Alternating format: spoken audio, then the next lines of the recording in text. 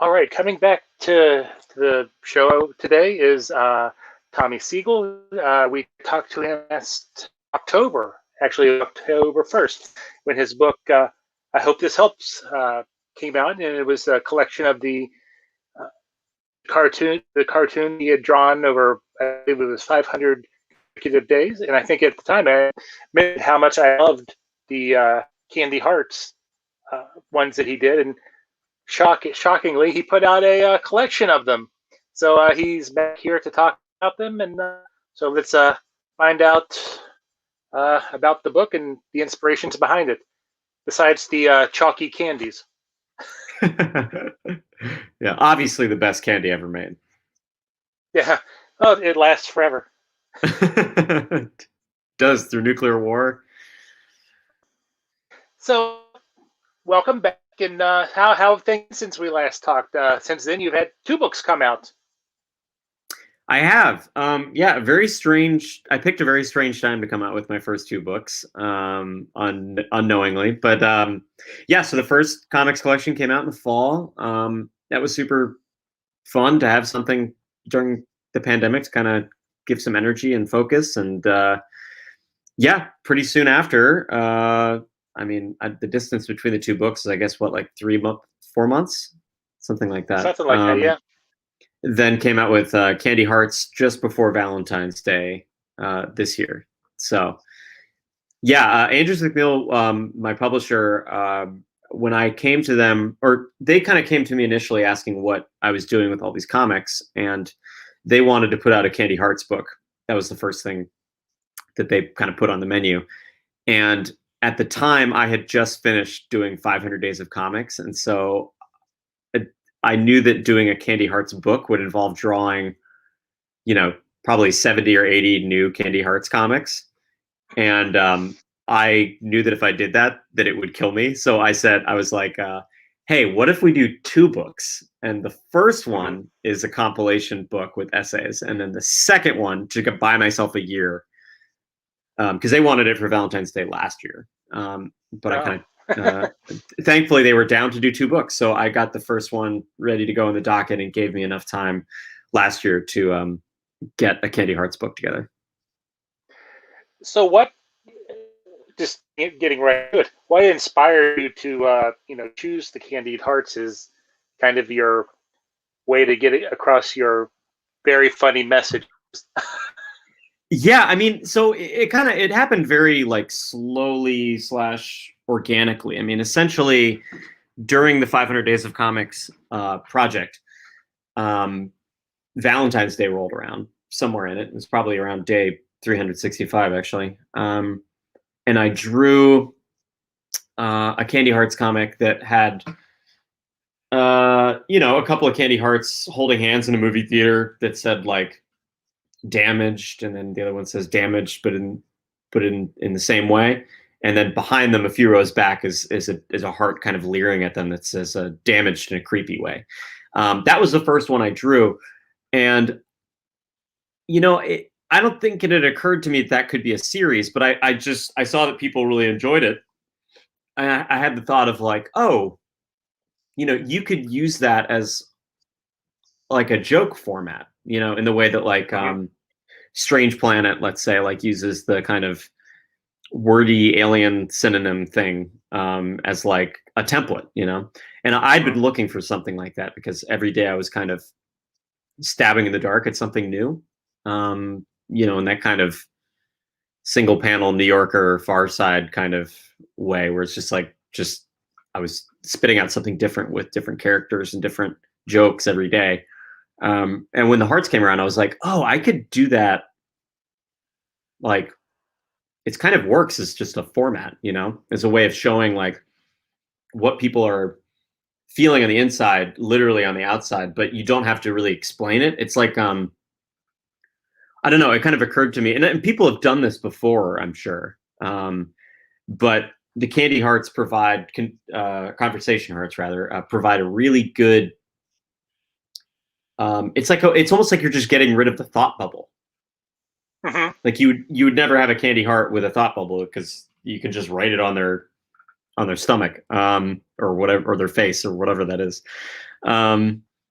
So yeah, it just sort of led to a lot of ideas because then I was, started being like, oh, you could do ones about family, you could do ones about an engagement, and started really kind of probing around for, I don't know, ways that we keep our inner lives secret from other people that could be, funny if they're put on the outside. Well, I definitely, as I have read new ones, I definitely can. What's the word? I know what you were going for. Like I saw just the other day. It's the two hearts in bed, and one is showing the female heart of meme, and she's like pretending to see the meme. Just Yeah, yeah. because. It's like he has a camera somewhere in my house. I gotta find. Yeah, totally. Yeah. No, I mean, I So, guess it's another funny element that's kind of arose more recently is I've seen a lot of therapists sharing these comics, and mhm. one therapist actually wrote me saying that like they're using this as a way to work with their um, children patients, because it's kind of a way that you can introduce to them the idea of labeling, sort of object labeling, but with your own emotions and being able to recognize your own patterns. Now, I'm certainly not like some enlightened figure, and this is obviously something that we all need to do more of, and I definitely need to do better at. But it's been interesting to I don't know. I put a disclaimer in the front of the book, kind of saying like I'm not a therapist. I've never taken psychology classes, like just warning people because I can tell people sometimes take me a little too seriously with them. But Yeah. it's true that my favorite ones are the ones that really needle at something, um, kind of kind of deep, but hopefully in a way that's funny or at least moderately shocking. Now, is there any ideas that you've had you're just like, "Yeah, I just can't do that." Oh yeah, I mean, yeah, I mean there were at least there were probably 10 we cut from the book that was just like, well, I don't know if we want to get into like the psychology of BDSM in this book, or like, um, there was one that actually had candy hearts having sex, and we were kind of like, let's not do this. So there are limits of what I'm Yeah. comfortable with. So, um, since we last talked, I've also been seeing a lot more of your cartoons on Facebook, and sure, of course, I've been posting a lot of them on God's page because for Meme Friday, but but I know you had one election time. It was Marie Kondo with the Electoral College. It doesn't make you happy, throw it out. And then Right. once, and then once the whole brouhaha and insurrection happened, you kind of also kind of played on that with cartooning. Yeah, I had done a parody of the "Tread on Me" flag. That was a tread on me daddy flag with a Yeah. snake in a MAGA hat with a ball gag. Um, and that definitely that made some fresh rounds during the insurrection for sure. It was And Pringles Man. very intense tread on me daddy vibes that day. And Pringles Man, yeah, Pringles Man had his time in the sun too. Yeah, he was mentioned by John Oliver. Yeah, And no, I was. didn't you redo the cartoon with John Oliver, kind of like the Pringles Man? I did. I very hastily drew him as the Pringle Man. No, I was actually thinking about recently. I mean, I've been working really hard on an album with my band the last couple months, and before that, even I was working on demos leading up to it. And so I feel like I've been cheating for the last few months because I really haven't been doing many new comics. But Hmm. somehow my old comics have found fresh ways of moving around the internet, and so I haven't had to do any new material. It's been Right. really nice. I also won. It was around the holidays with the where eggnog comes from, and it's the egg. I guess he's going to the bathroom, or Yeah, yeah, yeah. I can't stand eggnog. That one I made into a holiday card, but it was not very popular. In case you were wondering. So, talking about that, a lot of art cards or your art cartoons are, or some of them are available as cards in your store, right? Yeah. And how did you just kind of pick your favorite ones? You know, the ones that kind of people tended to gravitate towards. Well, I kind of picked the ones that I actually didn't pick the most popular ones. I kind of picked the ones that were friendly enough to be a card. Because the weird thing about the hearts is most of them, I'm sure you've noticed, like are kind of they're kind of intense in a way. Like they're not maybe at some point I'll come out with a book of just sort of like sweet relationships relatable candy hearts, but for right now I've chosen to make the hearts sort of like probing comics about people's insecurities and sort of lies we tell ourselves, which don't make for great greeting cards. So I had to pick the ones that were sort of friendly enough to you could give somebody without them going like, "Hey, what are you trying to say, man?" You know? Very true about that. Yeah. So I had a question. I had lots of questions. Um, so I know what it was. We've put out a book of your cartooning. You've put out a book of your candy hearts. When do we get your bird book? Oh my, yeah. I mean, that's the book I really want to do. I mean, I was actually kind of disappointed to see recently that there are other people who have put out parody bird books, because I was like, maybe this is like some new thing. But there are other parody bird books out there, but there is not a parody bird butt book out there yet. So maybe this is my opportunity. Your next little niche. Yeah, wouldn't be super helpful for bird identification, which I have a lot of bird books for that reason. So I'd have to wrap my head around how I could do it in a way that's still a useful bird book. I'm just getting ready to bring up another one of my favorite strips that you did bring the election thing. Was it the Orwellian? Oh yeah.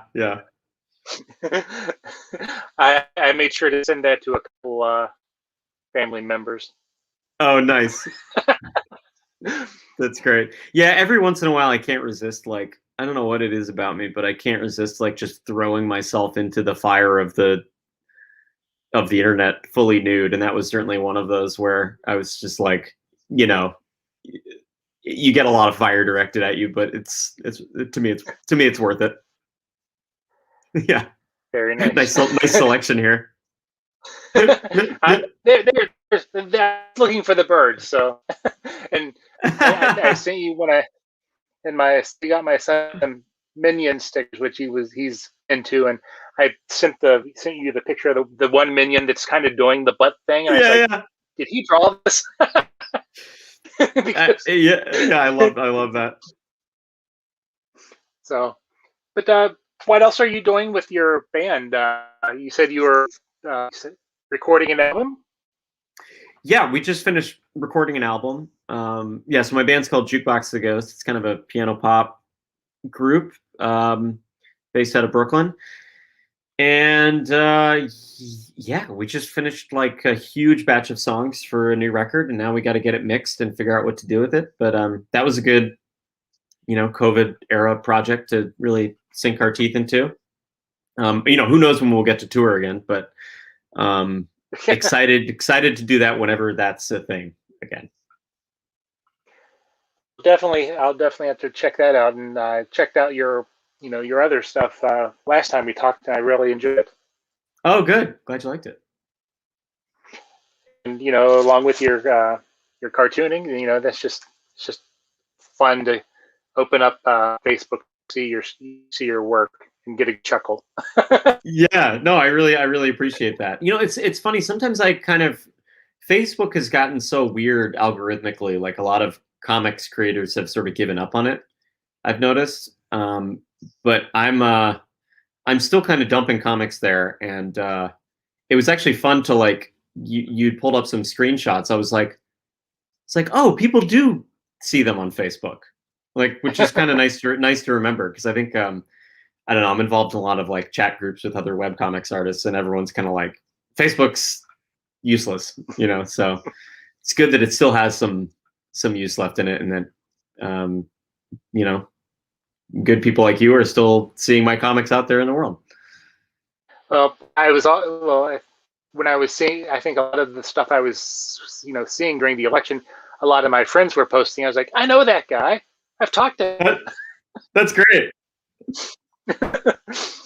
And I'd send them the link, and they'd ignore it. Yeah, sure. Yeah, there's such a fine line these days between I mean, I've sort of joked that like if you're a cartoonist, you're basically like an artisanal meme creator. Like you're just like you're a meme account that they're handmade. Mm-hmm. Because that's sort of how people treat them. It's like they don't think of it as like, I'm sharing a cartoon. It's like look at this meme that's hand drawn. It's kind of funny. So where can people get your book if they're so interested in learn more about what Candy Hearts have to say?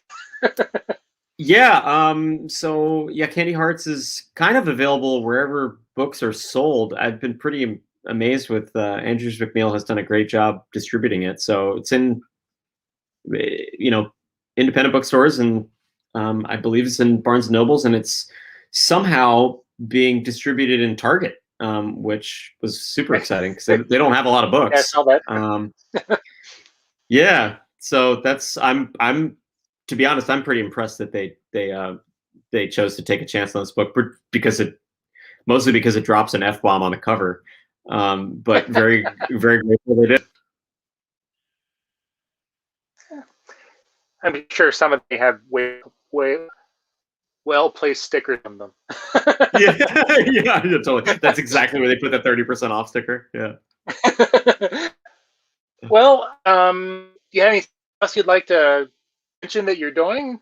If not, then let people know where they can find your stuff, and next time you have it, I'd be glad to see you again, because I've enjoyed catching up with you. Yeah, great to catch up with you too, Chad. I mean, and if people want to look for my stuff, it's I'm just at Tommy Siegel, Siegel, across all platforms you can think of. Yeah, I'm looking forward to making some new stuff. I've been so focused on I hope this helps, the first book, and Candy Hearts, the second book, that I'm kind of looking forward to having a break and sort of messing around and seeing what other fun I can have in the world of comics, which is still very fresh for me. So I'm just looking forward to, I don't know, honing my own skills and seeing what I can come up with next. Seeing which animals with big butts track well, right? Seeing which animals I can put giant asses on, seeing what other candies I can use as object labeling for individual trauma. Yeah, and seeing other ways that I can jump into the political zeitgeist and get burned by strangers on the internet. All right. Well, I want to thank you for taking the time to talk this today, and yeah, keep in touch, and I'll definitely include links to our previous interview and where people can pick up your stuff. Great. Yeah. Thanks again, Chad. Great to chat again. Thank you, and as always, stay healthy, and maybe one of these days our paths will cross in real life, if that ever is something that happens again. I hope so. All right. Take care. All right. Have a good one. You too. Bye.